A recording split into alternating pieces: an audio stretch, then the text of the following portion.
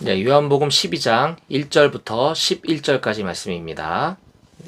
네, 찾으셨으면 저와 같이 함께 한 목소리로 읽도록 하겠습니다.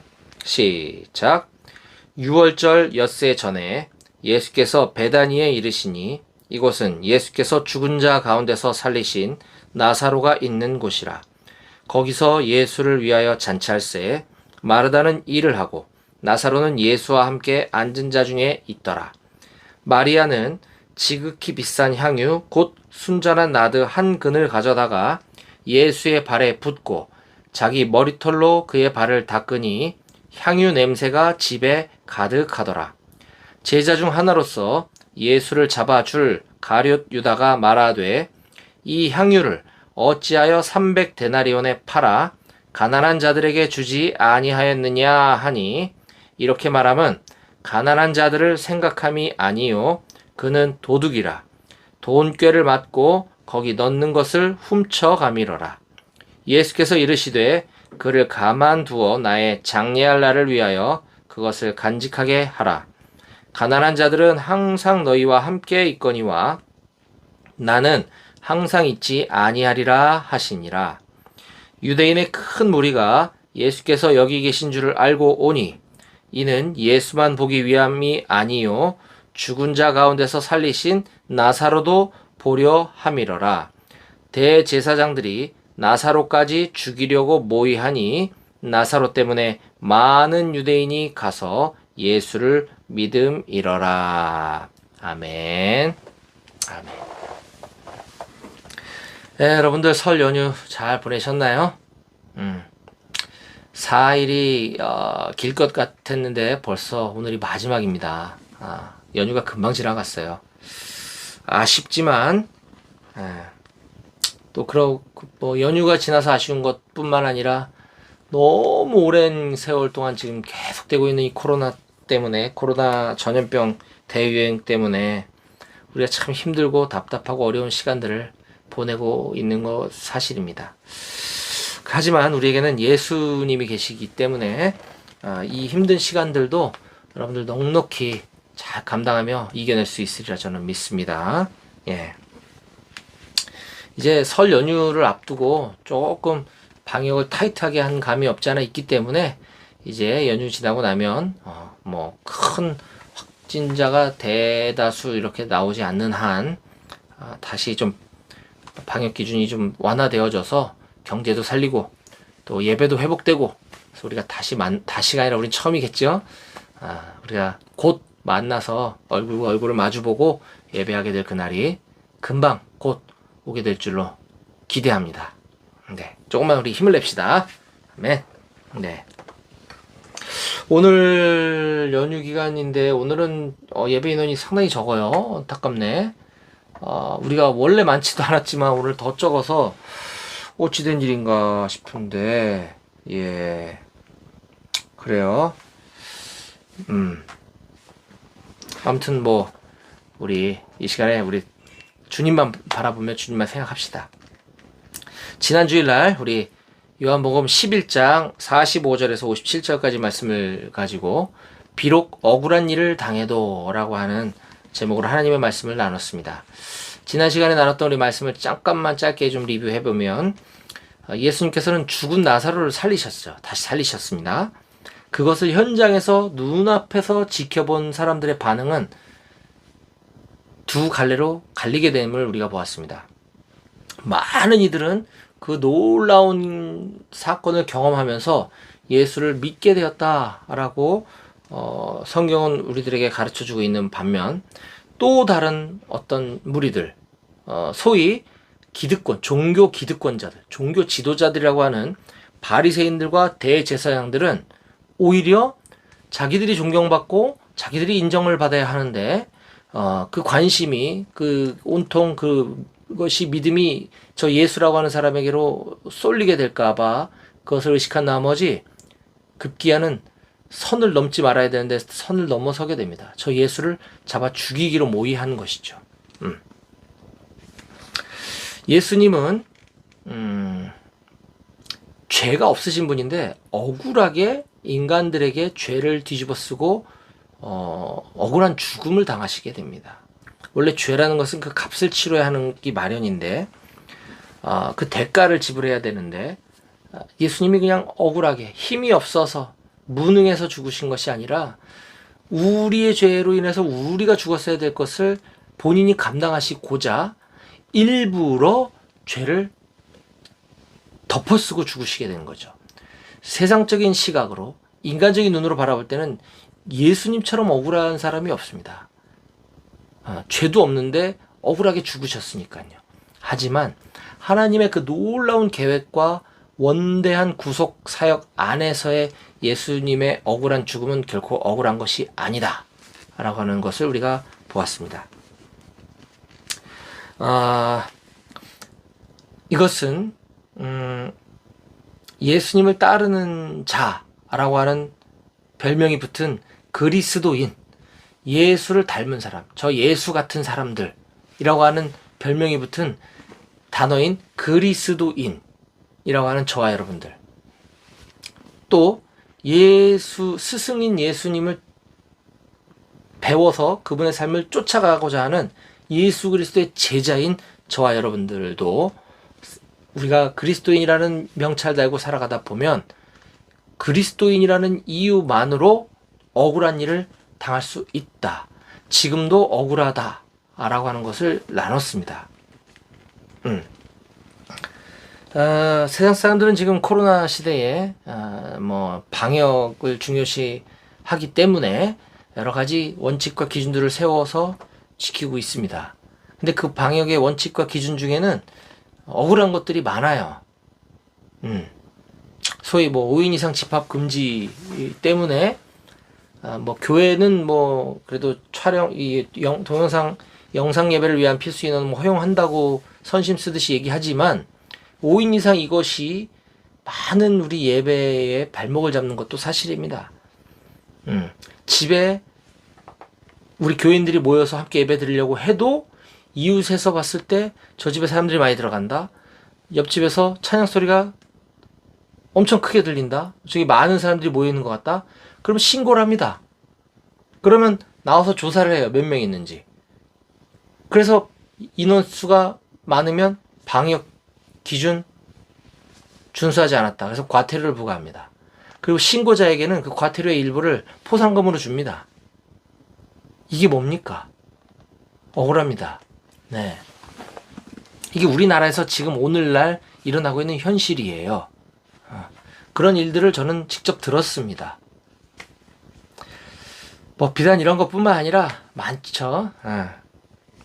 우리도 그리스도인으로 살다 보면 우리가 원하든 원치 않든 때로는 이거보다 더 억울한 일도 당하고 삽니다. 당할 수 있습니다.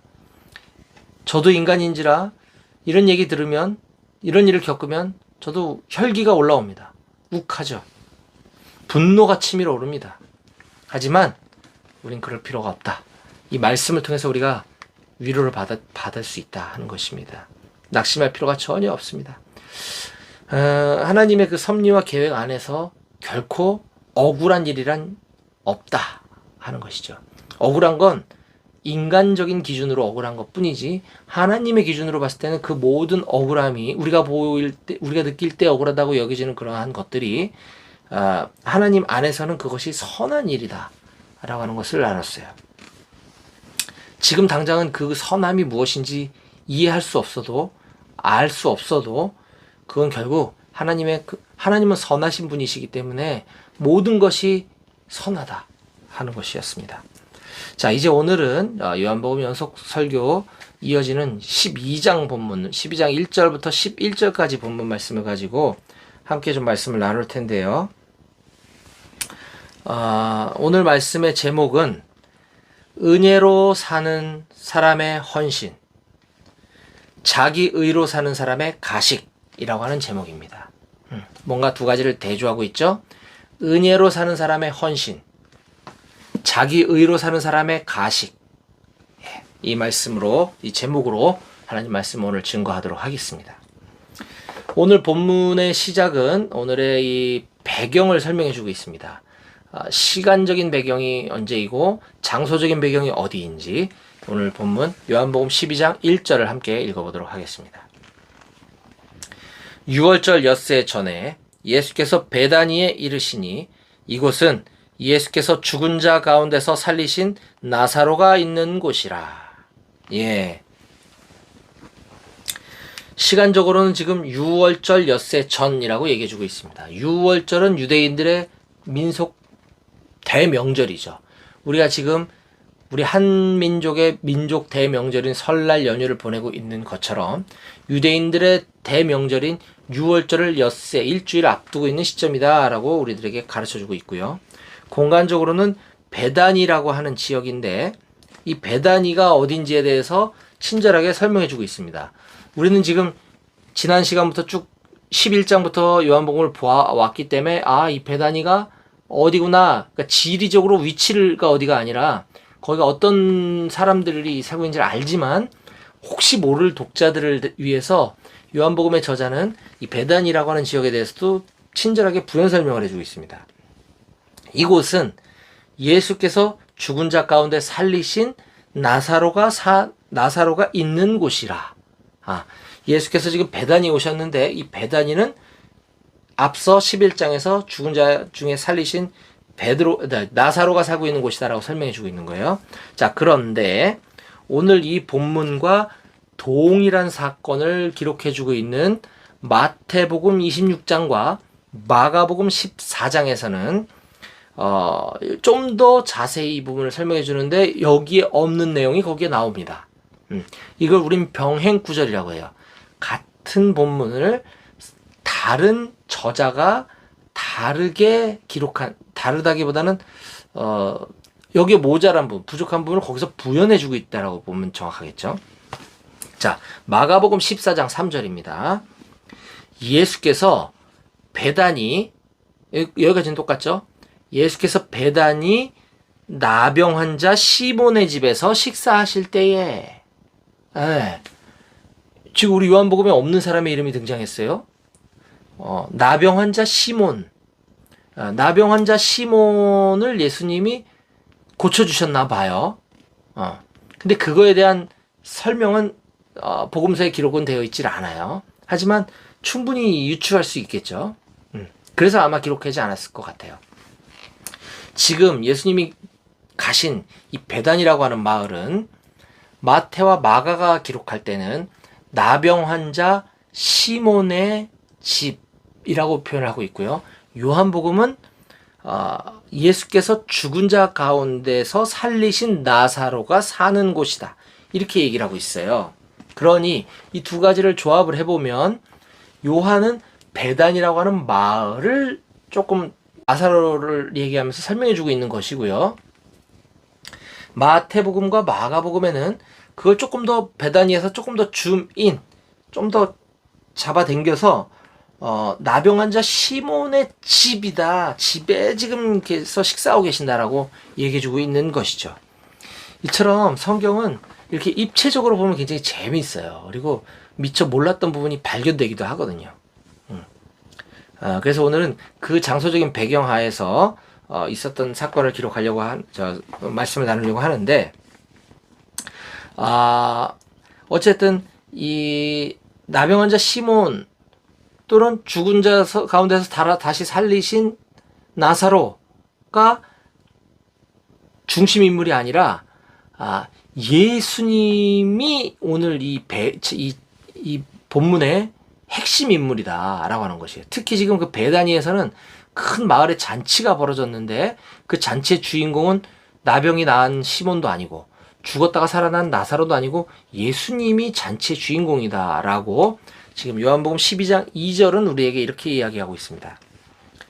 거기서 예수를 위하여 잔치할세. 예. 자, 생각해 봅시다. 우리 이 베단이라고 하는 마을이 그렇게 큰 마을이 아니에요. 조그만 마을인데 거기에 지금 놀라운 사건이 지금 연달아 일어난 거죠. 불치병, 문둥병인데 이 나병이 이 피부가 다 물르고 진물로 형체를 알아볼 수 없고 막 고칠 수 없는 이 병이 예수라고 하는 사람이 와서 그걸 싹 깨끗이 고쳐줬단 말이에요.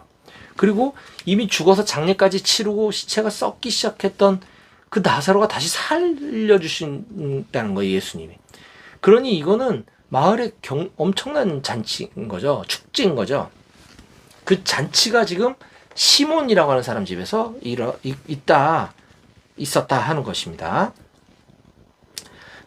자, 그래서 오늘 이 요한복음 12장에 등장하는 인물, 즉 나사로의 그 가족들, 형제들, 남매들을 통해서 우리에게 가르쳐 주시는 교훈과 또 그 자리에 함께 있었던 예수님의 12제자 중에 한 명인 유다의 말과 그의 모습을 통해서 우리들에게 교훈하시는 이 두 가지 교훈에 대해서 함께 하나님의 말씀을 살펴보도록 하겠습니다. 자, 첫 번째는요. 먼저 은혜로 사는 사람의 헌신입니다. 자, 함께 따라해 볼까요? 은혜로 사는 사람의 헌신. 네. 마르다는 지금 이 막내 동생이 죽었다가 살아나는 것을 직접 경험했습니다. 그냥 어떤 신앙의 체험 정도가 아니라 이건 어마어마한 은혜인 거죠. 그 한량없는 은혜를 받은 이 마르다는 지금 동네에서 내 동생을 살려주신 그분을 위한 잔치가 이웃집 시몬의 집에서 벌어졌을 때 가만히 있을 수가 없었던 거죠. 발벗고 나서서 내 일처럼 열심히 봉사를 하고 있습니다. 자, 12장 2절. 거기서 예수를 위하여 잔치할세. 거기가 시몬의 집이라고 마가복음과 마태복음에서 설명해주고 있었어요. 지금 예수를 위하여 잔치할세. 마르다는 일을 하고 있습니다. 봉사하고 있는 거죠. 자, 이번에는 마리아를 보겠습니다. 마리아도 마찬가지죠. 자기 동생, 하나밖에 없는 동생을 지금 예수라고 하는 사람이 살려주셨단 말이에요. 그 큰 은혜를 경험한 마리아는 어떤 행동을 했는지 한번 봅시다. 지금 마리아가 자기가 가지고 있는 가장 값비싼 걸 예수님께 드리는 장면이 나와요. 3절 말씀 보도록 하겠습니다. 12장 3절. 마리아는 지극히 비싼 향유 곧 순전한 나드 한 근을 가져다가 예수의 발에 붓고 자기 머리털로 그의 발을 닦으니 향유 냄새가 집에 가득하더라.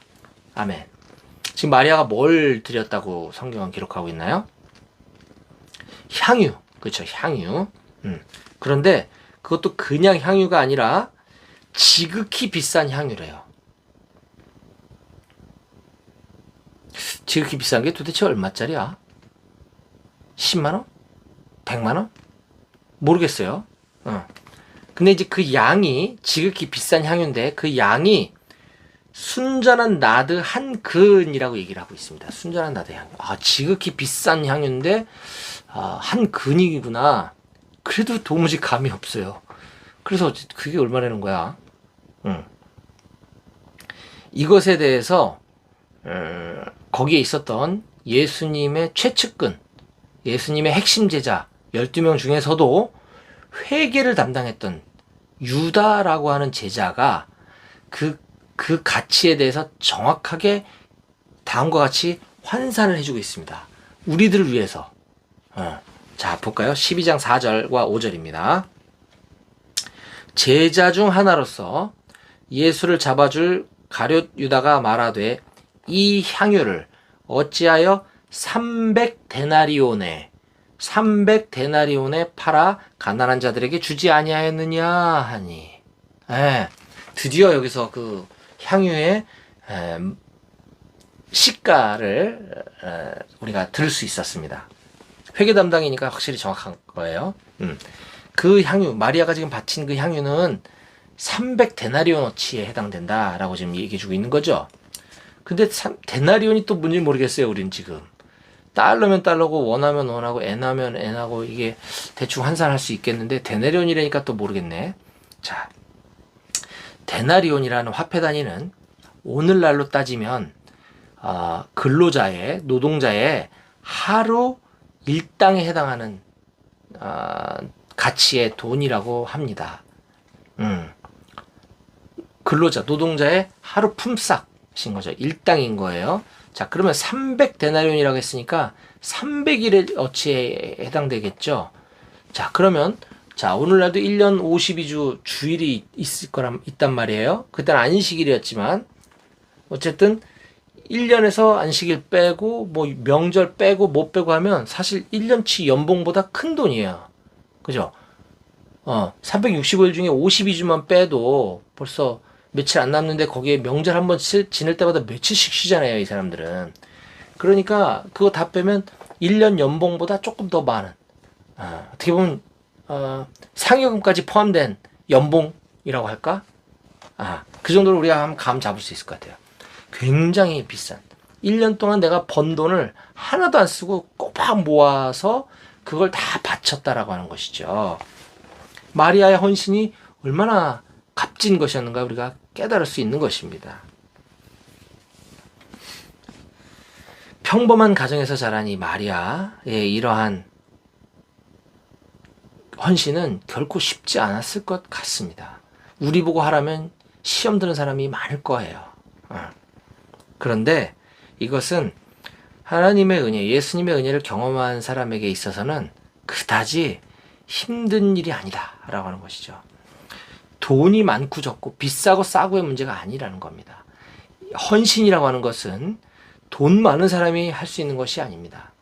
헌신은 은혜를 입은 자만이 할 수 있는 것이라는 거예요. 제가 여러분들에게 사진을 하나 좀 보여드리고 싶은데, 사진이 잘 안 보일 것 같은데 제가 카메라 앞으로 가져갈게요. 여러분들 이 사진을 잘 보시기 바랍니다. 보이시나요? 네. 지금 저 앞에 서서 이야기하고 있는 사람을 잘 보시고, 그 다음에 앉아서 얘기를 듣고 있는 사람들이 누군지를 한번 보시고, 저 뒤에 스크린에 비춰져 있는 사진이 누군지를 한번 보시기 바랍니다. 네, 잘 안 보이시죠?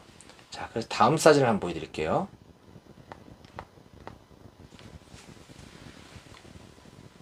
네, 앉아있는 사람들 동일하고요. 저 스크린에 있는 사진을 조금 더 크게 보여주고 있는 사진인데 누군 것 같으세요, 여러분? 네, 보셨죠? 재작년 크리스마스 이브 날이었습니다. 2019년 12월 24일에는 터키 안탈리아라고 하는 지역에서 이란 현지에 있는 가정교회 지도자들을 초청해서 터키 안탈리아에서 성경 공부 수련회가 있었습니다. 이란이라고 하는 나라는 전 세계 기독교 박해 국가, 기독교 전 세계의 기독교 박해 국가 탑5, 탑3 안에 들어가는 나라입니다. 대놓고 신앙생활 할 수 없어요. 몰래 숨어서 신앙생활하는 그 지하교회, 가정교회 리더들을 터키로 초청해가지고 터키에서 지금 성경 공부 수련을 하고 있는 장면이에요. 거기에 앞에 이렇게 말씀을 전하던 형제가 그들 중에서도 또 리더격인 형제인데, 그 형제가 지금 스크린에 저의 사진을 지금 띄워놓고 뭔가 말씀을 전하고 있는 장면이에요. 제가 예전에 사업을 하다가 좀 실패한 적이 있어요. 그래서 경제적으로 쫄딱 망했습니다. 그냥 완전 쫄딱 망했어요. 살고 있는 집도 월세로 돌린 지 오래됐고, 1금융권, 2금융권 막느라고 대출을 받을 수 있는 최대 대출을 풀로 다 받았기 때문에 더 이상 대출을 받을 수 있는 곳도 없었고, 받는 게 중요한 게 아니라 그 감당할 능력도 안 됐고, 그래서 완전 밑바닥까지 내려갔을 때 법원에서는 와서 유체동산 압류 통보, 빨간 딱지 붙이고 왔다 그러죠.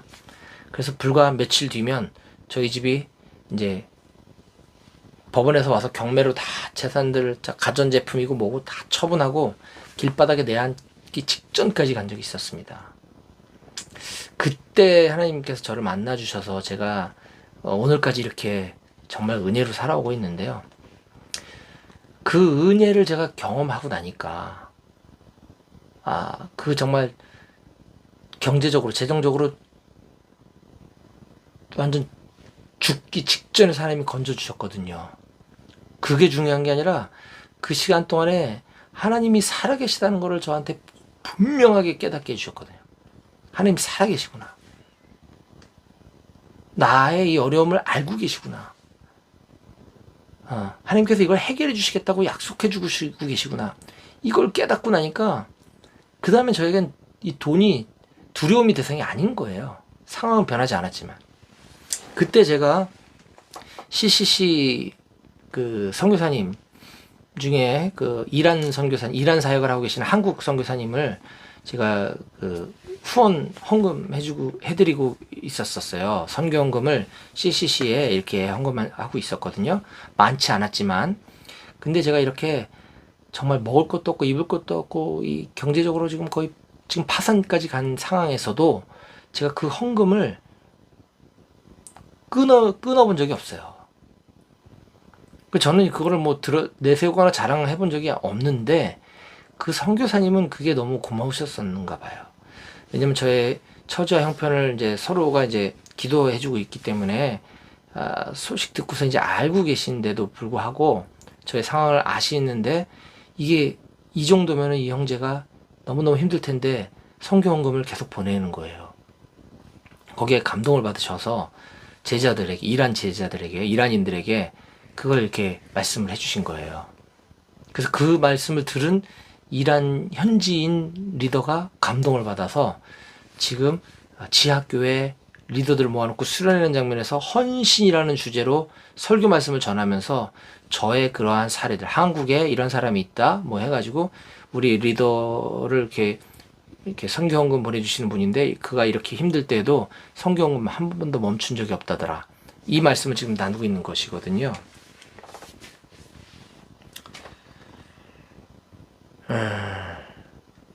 사랑하는 여러분, 이 헌신이라고 하는 것은 이 물질의 많고 적음이 중요한 것이 아닙니다. 아까 마리아는 자기가 거의 1년치 연봉을 드렸다 했지만 그거는 자기가 은혜 받은 만큼 할 수 있는 것이에요. 그리고 저는 그렇게 많이 하지 못했어요. 왜냐면 저는 어려웠기 때문에. 제가 드린 헌금이 그 선교사님에게 뭐 큰 보탬이 되었을 것 같지는 않아요. 그러나 하나님께서는 그걸 기뻐하셨다. 그리고 시간 지나 그 정도가 아니라 저의 이 경제적인 어려움을 하나님은 완전 다 회복시켜 주셨어요. 아니, 그거보다 훨씬 더 많이 회복시켜 주셨어요. 물론 그걸 위해서 그런 것을 해서는 곤란합니다. 동기가 잘못돼서는 안 되지만 어쨌든 우리의 헌신은 하나님이 다 알고 계신다. 다 채워주시고 다 갚아주시고 그 훨씬 더 많이 채워주신다는 걸 저는 몸소 경험했고 지금도 경험하고 있습니다. 사랑하는 여러분, 지금 오늘 이렇게 명절 연휴에 쉬고 싶은데도 불구하고 이 자리에 나와 있는 몇몇 안 되지만 우리 사랑하는 청년 장병들, 용사들, 이것 또한 귀한 헌신인 줄 저는 믿습니다. 하나님께서 여러분들 축복하실 겁니다. 아멘. 자, 이번에 그 얘기는 또 나중에 하고요. 오늘 그 얘기를 너무 많이 하면 안 되니까. 자, 이번에는 마르다 마리아까지 봤고요. 이제 나사로를 보겠습니다. 나사로. 정말 그걸 자기가 직접 경험한 사람이잖아요. 죽었다 살아난. 이 나사로는 어땠겠습니까? 이 나사로에게 있어서 죽음도 경험했는데 뭐가 두렵겠어요. 그렇죠? 이제 죽음도 두렵지 않을 것 같아. 나사로는.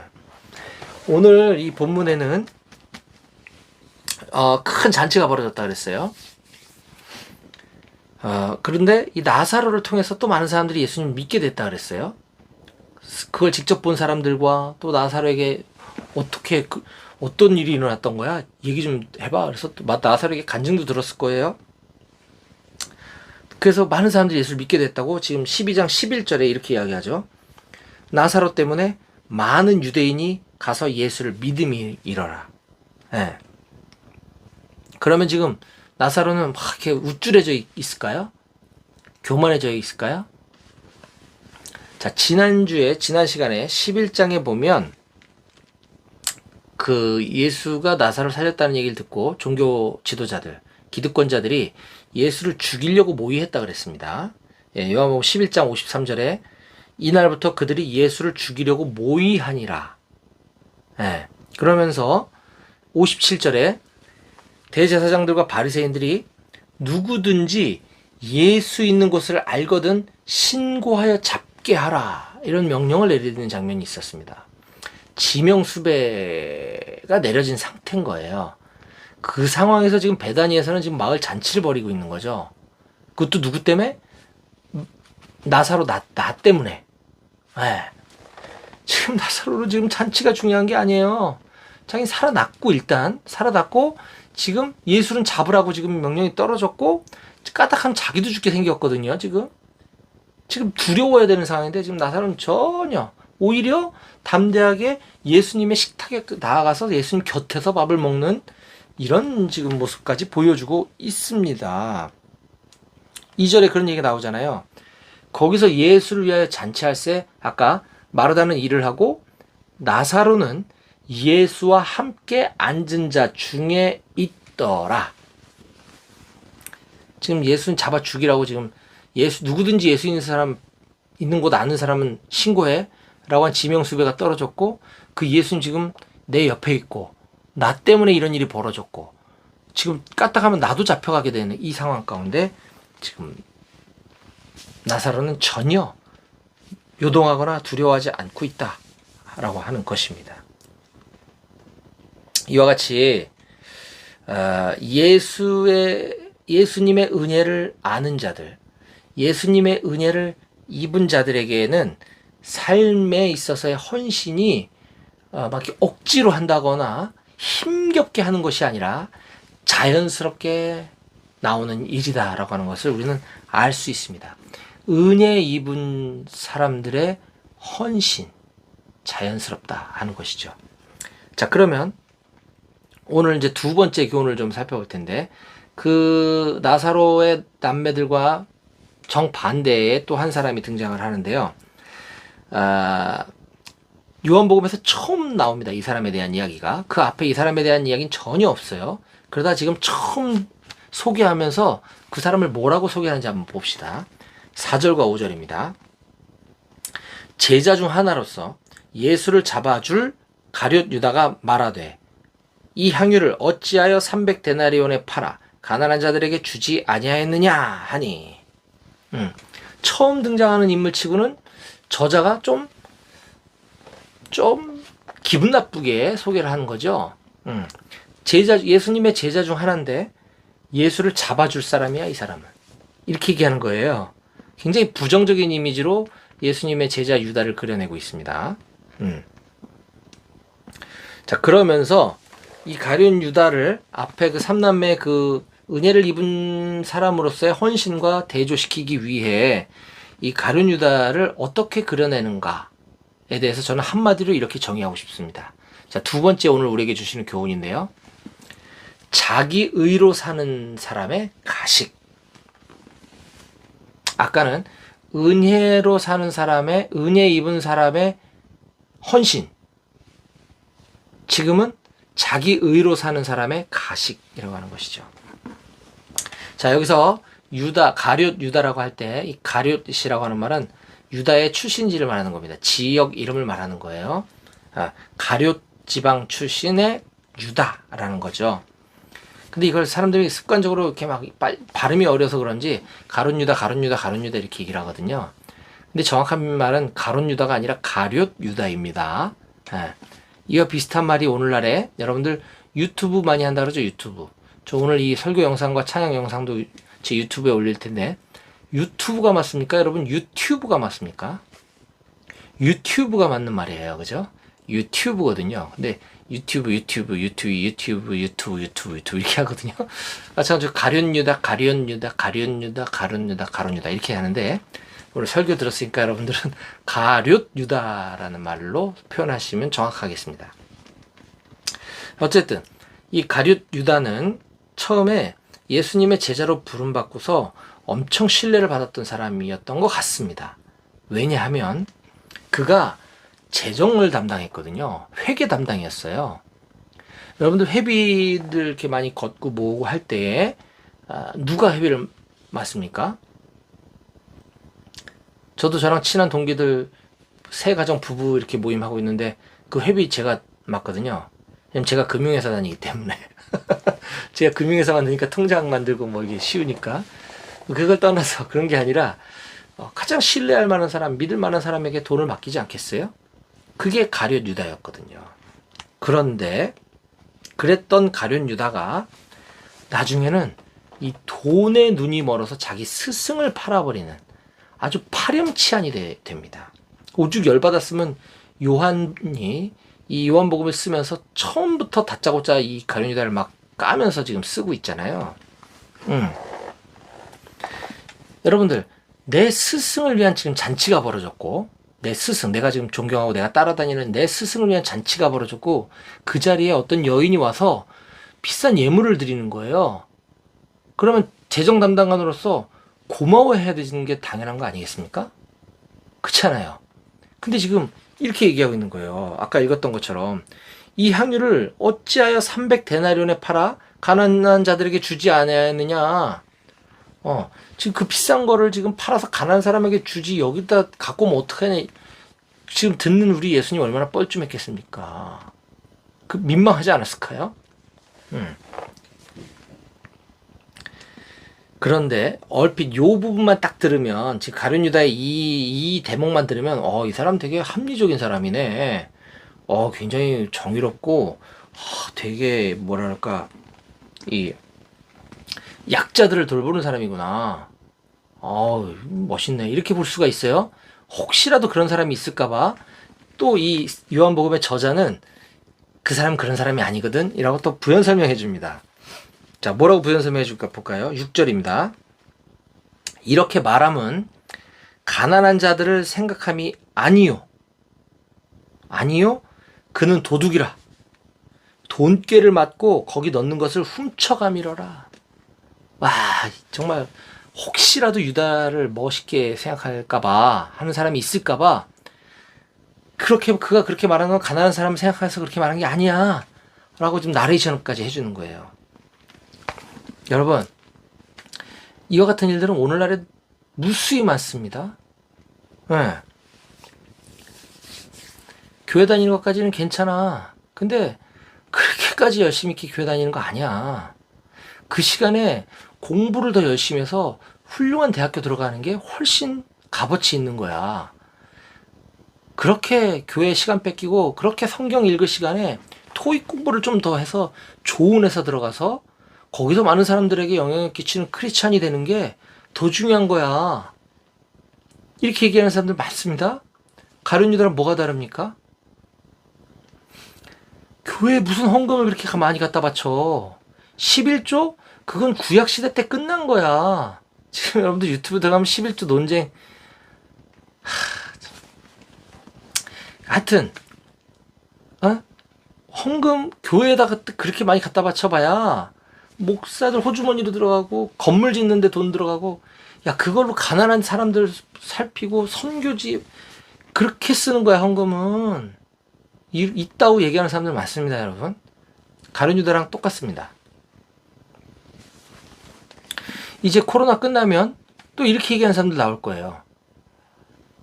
야 지금까지도 온라인으로 예배 드렸잖아. 코로나 끝나고 지금 이제 집합 예배 드리고 있는 집합 예배가로 바뀌었습니다. 다시 옛날처럼. 야 우리 얼마 전까지도 온라인으로 예배 드렸잖아. 하나님 그렇게 하도록 했잖아. 지금 뭐하러 교회 가냐? 지지난주까지도 온라인 예배 지금도 그냥 온라인으로 예배 드리자. 그냥 귀찮거든요. 편하거든요. 아깝거든요.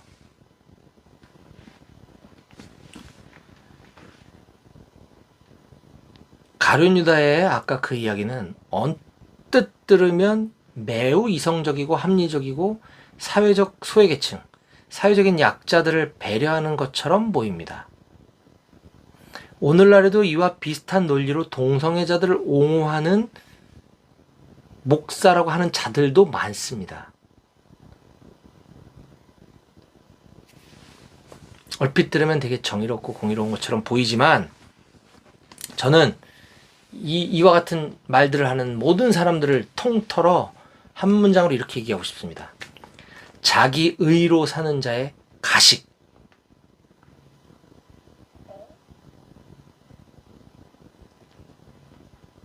저는 그렇게 얘기하는 사람들 치고 자기 주변에 바로 옆에 그 힘들고 어려운 사람들 그렇게 돌보고 하는 사람 못 봤어요. 저는 가식입니다. 가식. 네. 성경은 한마디로 이 유다를 도둑놈이라고 표현하고 있습니다.